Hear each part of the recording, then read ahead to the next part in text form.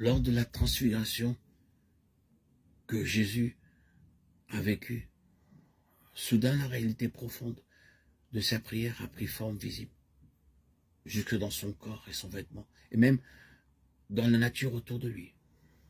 La nuée signifiait combien Dieu était proche, et la voix du Père apprenait à quel point son amour reposait sur lui. En Moïse et Élie, représentant la loi et les prophètes, l'Ancien Testament était présent pour reconnaître le Messie promis.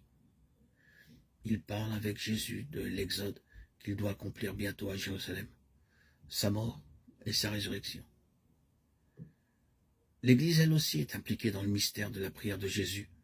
Au Tabor, elle est présente dans les 3 disciples préférés. L'événement les remplit de crainte et de respect. En même temps, il libère en eux une immense nostalgie. L'irrésistible envie de prolonger cette intimité, de demeurer pour toujours auprès de Jésus glorifié.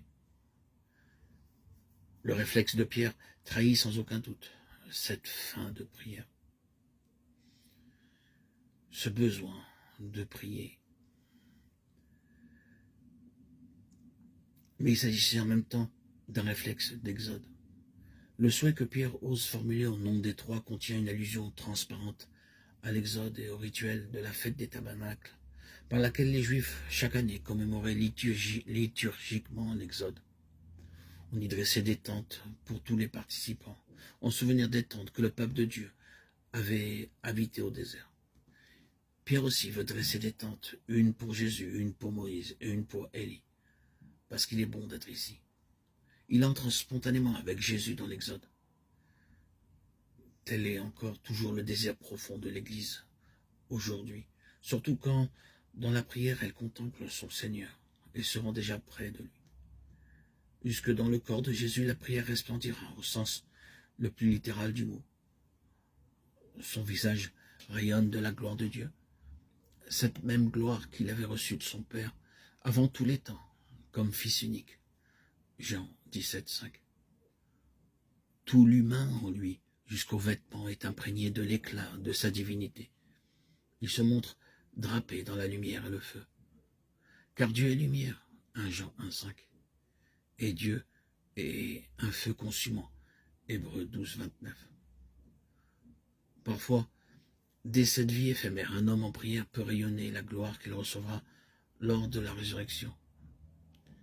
Car l'incarnation de Jésus et la force de sa glorieuse résurrection sont déjà pleinement à l'œuvre dans notre monde.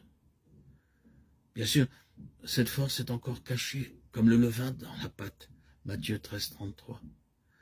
Mais dès à présent, elle peut parfois percer à travers l'éphémère et parer un homme de l'éclat de la vie future.